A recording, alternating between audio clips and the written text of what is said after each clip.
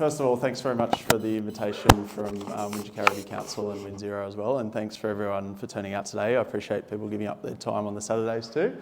Maybe start with a bit of an introduction too, because I wasn't sure how much background you get. So my name's James Hazelton. I'm here on behalf of Endeavour Energy, so I'll come into a little bit of detail about who we are and where we fit in the electricity supply chain that Ty so neatly put out before us.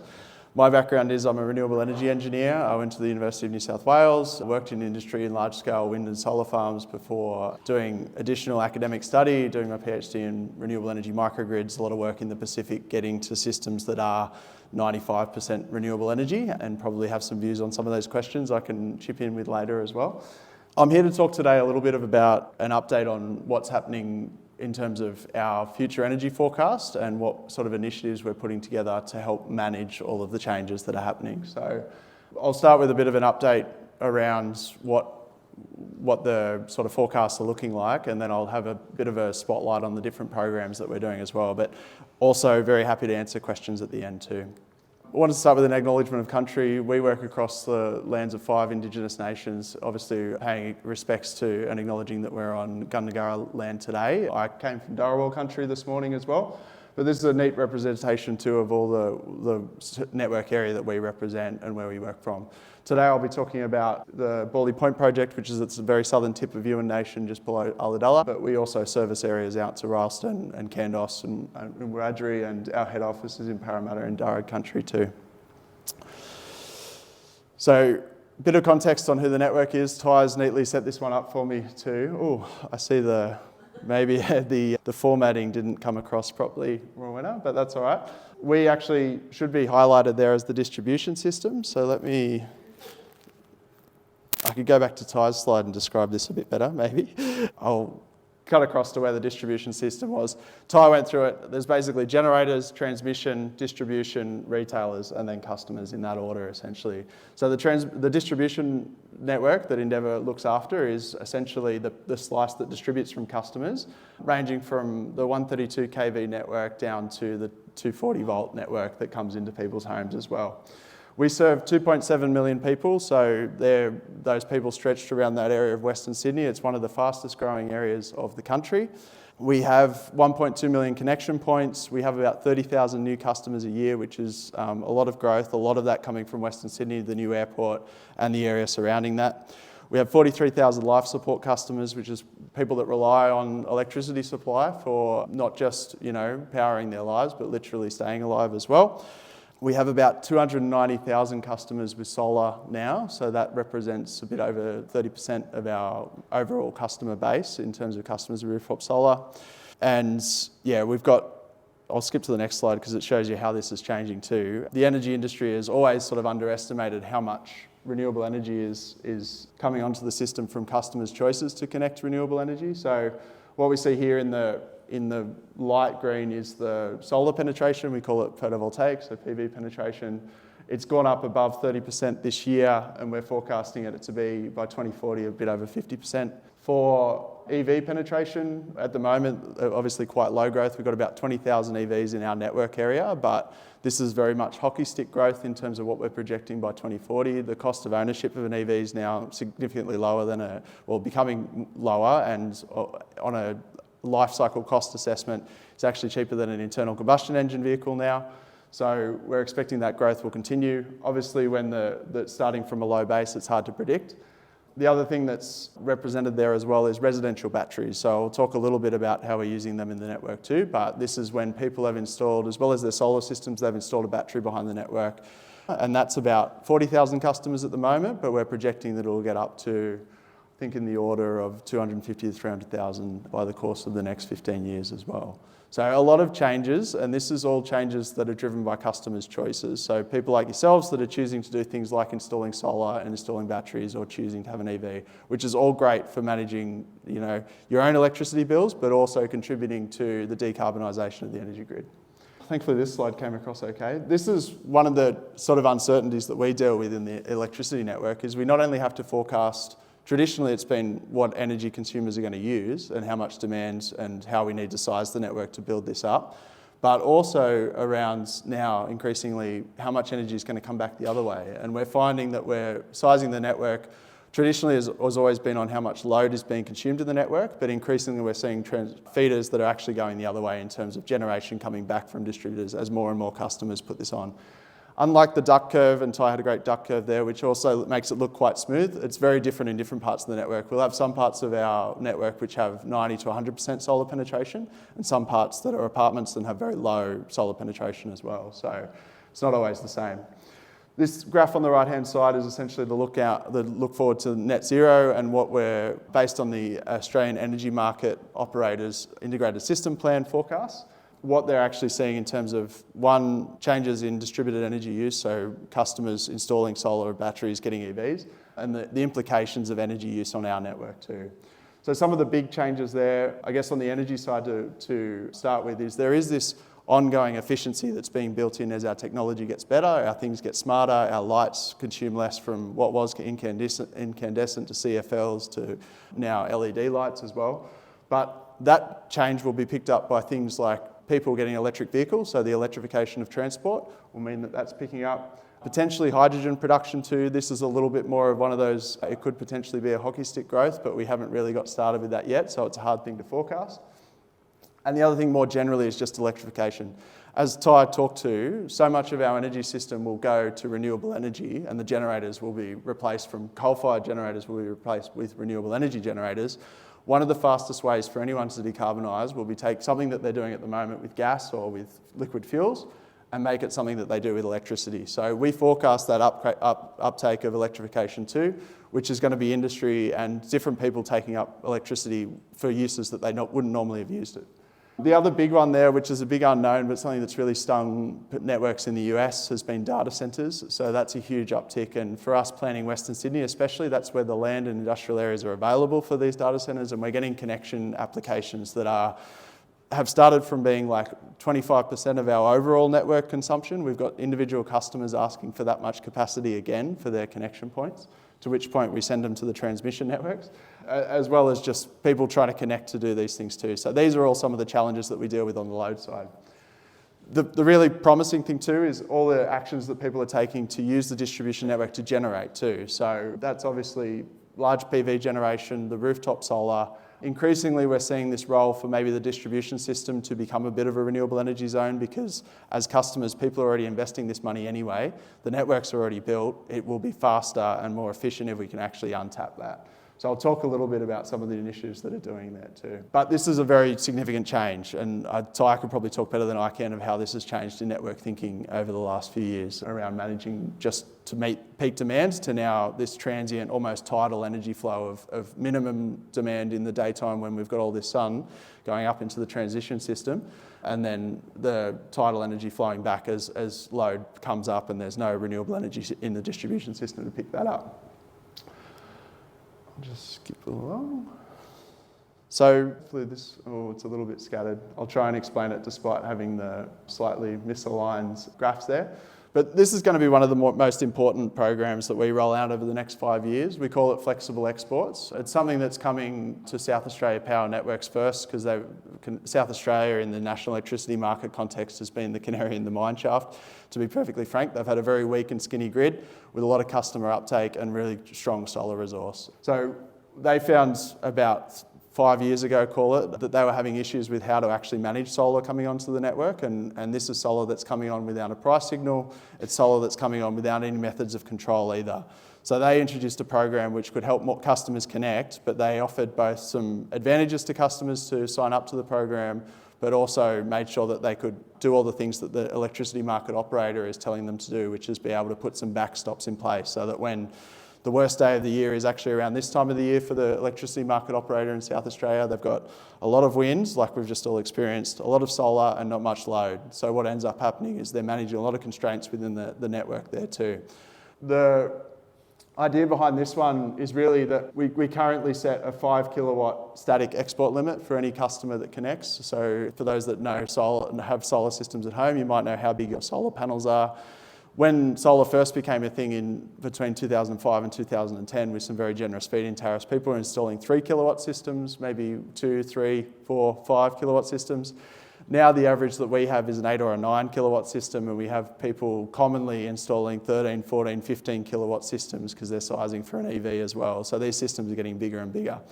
We still haven't changed our 5 kilowatt static export limit, mind you. So even though these systems are getting bigger, if the installers are doing the job properly, they'll be putting the static export limit at 5 kilowatts. So that means that people with those larger systems aren't actually benefiting, and this is this diagram here, from their extra system capacity, because that energy should be lost to the curtailment. Part of the issue we have there is compliance is pretty poor. It's up to the installers to do that as well, and we don't necessarily have a stick to whack them with to stop them doing it. But what the Flexible Exports program is really going to be doing is introducing a higher dynamic cap, so saying customers can install to export up to 10 kilowatts, but in exchange we want to be able to dynamically control them for those worst days of the year, like this time of year where there's too much solar and there's not enough load, and we're being asked by the energy market operator to turn down people's systems essentially. So to do that is obviously a huge game of, or like an experience of trust as well, to work with customers. And this is something that we're flagging now, because over the next 2 years we'll be designing this program and rolling it out. And the idea would be that, you know, customers benefit because they get the dynamic upside of the extra 5 kilowatts that come on there, but also we'll be making guarantees about how often we'd be able to control people's systems. So this is in South Australia, they've basically said 95% of the time people will be able to export up to that 10 kilowatts.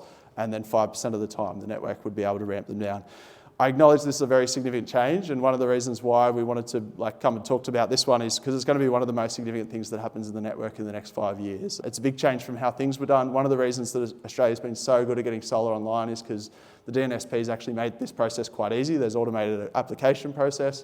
If you look at the US, the cost to install a solar system is about 3 times the cost, and a lot of that's due to permitting and approvals because their networks haven't made it very easy. So that's probably the first thing. I'd expect there'll be some questions on this afterwards, so I'll move on from that one. The other one I wanted to talk about, because it's pressing in this community as well, has been the community battery program. So Endeavour did its first community battery program with Origin Energy, which is a retailer. So we actually partnered with them to demonstrate that we can use batteries both for benefiting the network, managing those solar ebbs and flows, which I described before, but also offering some value to customers. Because while part of our tariffs sit on the network bill, the retailers are the ones that actually send the bill out, and they're the ones that can bundle products and offers. So we made a deal with Origin and said we wanted to do the first community battery sites. This was started probably 3 or 4 years ago as a concept, and we've installed 5 of these batteries now. Subsequently, and this was before the election of the ALP into the federal Parliament, there was an election promise from Albanese at the time to also support community battery rollout. So there's been 2 tranches of funding that have come from community battery federal funding rounds as well, and we've applied for them on behalf of customers to roll these out into programs.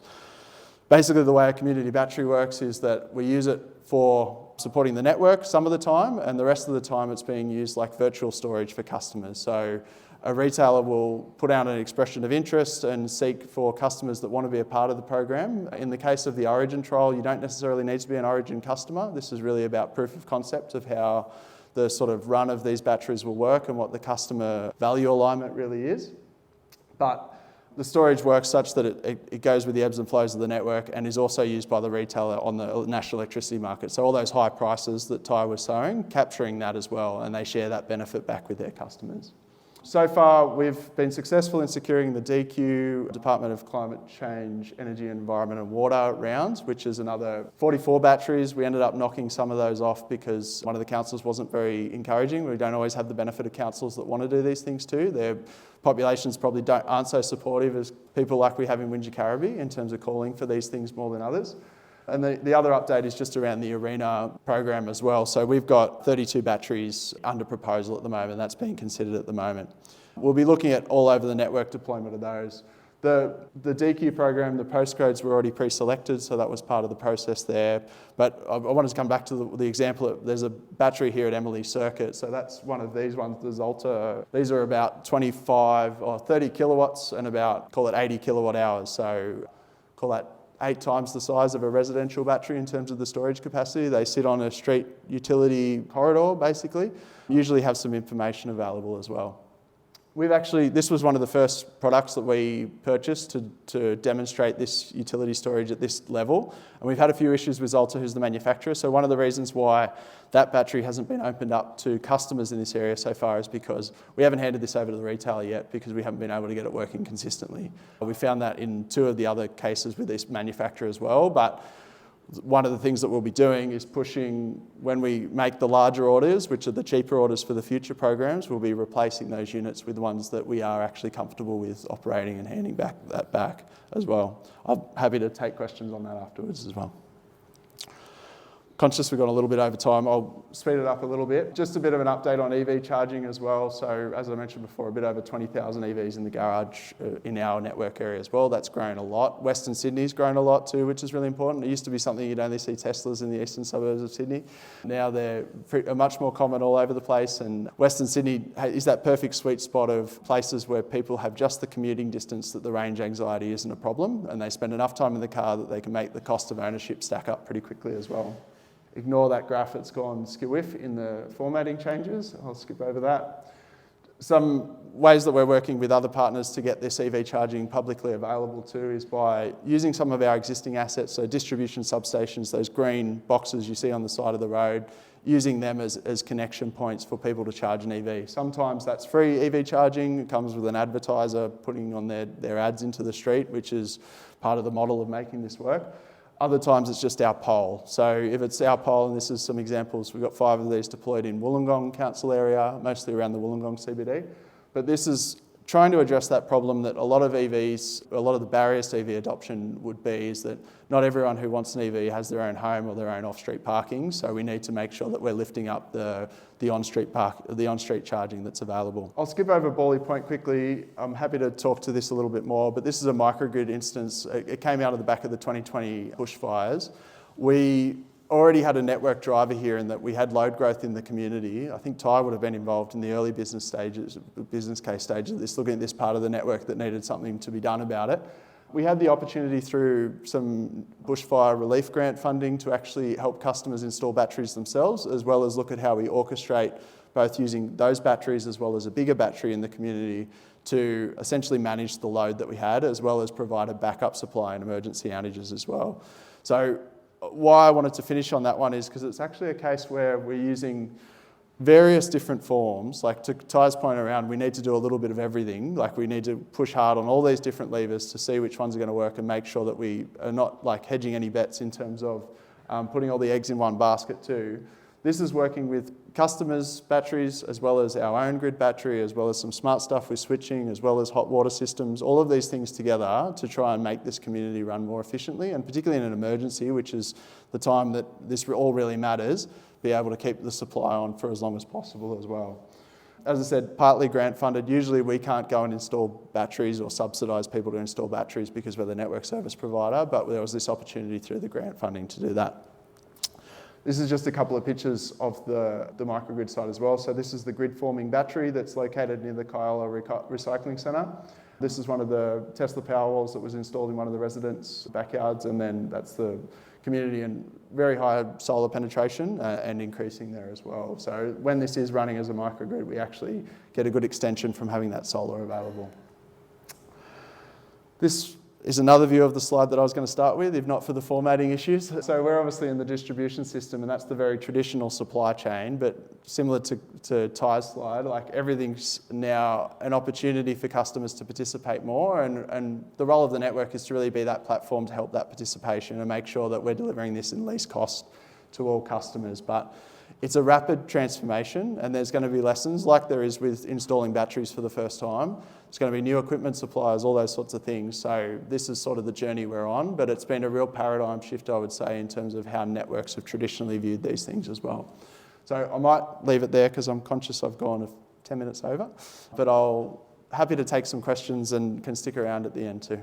I think the summary of that question was concerns around electromagnetic radiation, especially with new technology being deployed, whether it's smart meters or solar panels and other things too, where there's lots of information available out this, like factual information about what the risks really are. Obviously, we'd be very concerned about that if we did see it as a risk. One thing Endeavour does offer for people that are concerned about particular assets near their locality is that people will come out and do the EMF testing and then tell you what that is relative to what safe levels are. So happy to take that one offline because it's a very detailed question, I think, to point you towards those resources. But I'm very confident that we don't see that as a risk, but happy to help explain that to you in terms of why that's the case in the evidence base. So the question there relates to what support does Endeavour offer to third parties that are looking to connect batteries, whether it's a real community-owned battery or a neighbourhood scale battery that's working in the community too. We've supported numerous grant applications on the back of the ARENA co-funding thing, so of the ARENA co-funding model, and happy to do that for future instances of this as well as future streams of that funding are available. So two of the ones that we supported, one was in Royalstone over the Blue Mountains and the other one was within the Wollongong area as well. So we're happy to provide letters of support and work with you in terms of where those connection capacities and the sort of necessary distribution, conventional distribution information for connections would be. There's also some really good resources available from Yakandanda and other communities that have done this themselves around lessons learnt report, publications of their financial statements and all those sorts of things. Very happy to provide the public information that's available for the community battery work that we're doing too, because what I would say is that everyone's learning here. Like sometimes the model is going to have a slightly different business case, whether it's being completely community owned versus whether it's being owned by the distributor too. To the ones that are distributor owned, for the Origin battery, there's a subscription amount that I think it's $15 a month. The overall bill return or like the payback that Origin provides to customers is in the order of $150 to $300 a month. So over the course of a year, depending if you're a solar customer or a non-solar customer. So there's a bit more detailed information on the website about that particular program. For these future ones that are rolled out, we're still working with the retailers to look like what that model looks like. As I said, this is an emerging space and it's an emerging product that the retailers need to get their head around as well. There's always that tension between them they would probably prefer to just have access to the battery in order to make their market revenues rather than share that with customers. But we've made it pretty clear that given this is federal funding, our expectation is that that's shared with the community members as well. Yeah. No, it'll be lower than that. So it depends on the size of the battery. So the largest battery we've installed is it's a 200 kVA, 500 kilowatt hour battery, and that's in Kiama. I think the way we apportion that is depending on the customer model local to that area, we would end up with, in that very large battery, that could be up to 80 to 100 customers. But a lot of the batteries that we've been demonstrating, like the 80 kilowatt hour Zolta unit there, that would be split between 8 to 16 customers, so a much smaller user base too. So we would generally, when customers apply for that, we'd preference those that couldn't do it themselves, like are they renters, are they people that live in apartment buildings, all of these barriers for people doing their own storage, and also where possible, like where there's actually an income assessment or something that we can make on that. But that responsibility is shifting more to the retailers as this program evolves, because it's not necessarily our strength to explain to customers their payback times, because that's something the retailer should do with the bill offer that comes there. Yeah, but it's a great question. Yeah.